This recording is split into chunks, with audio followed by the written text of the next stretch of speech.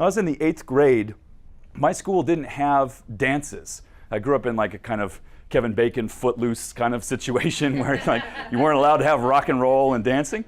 And so, but we had banquets. And so the 8th grade banquet was a really big deal. And I was so excited to go.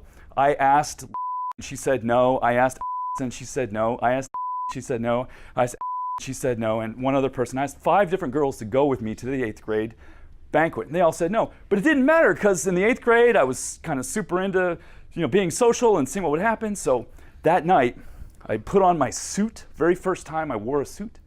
Stole some of my dad's cologne, because you never know what's going to happen. And my mom dropped me off at the bottom of this driveway. The school had rented like a castle or something at the edge of town. And there was these paper bags with little candles in them lighting the way up. It's the most beautiful thing I'd ever seen. And I just knew something magical was going to happen tonight.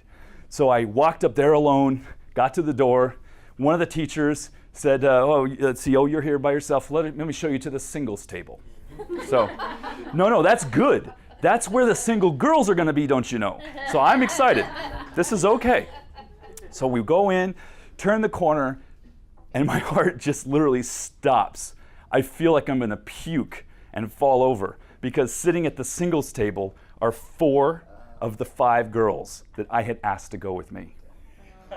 And there's an empty chair, and I have to go sit with them. Right? I realized right in that moment, they'd rather go alone than go with me. And something changed. And now I didn't realize this till later, but I got more guarded. I got more kind of, I laughed it off and started telling jokes and, kind of tried to make light of it, but it hurt. And I didn't want to let people see that they could hurt me. So I stopped being as vulnerable, stopped putting myself out there as much. I don't know the moments you took certain things away from yourself when you decided it's not safe to be this way, I better be like that. What I do know is in your unique story print, you have the answers to why you are the way you are today. Why you do and think why you do the things you do, think the way you think. And when you get connected to that, it changes for you. I can now tell that story as a way of realizing, wait a minute, I don't have to be stuck with the decision a scared, upset, embarrassed 8th grader made, right?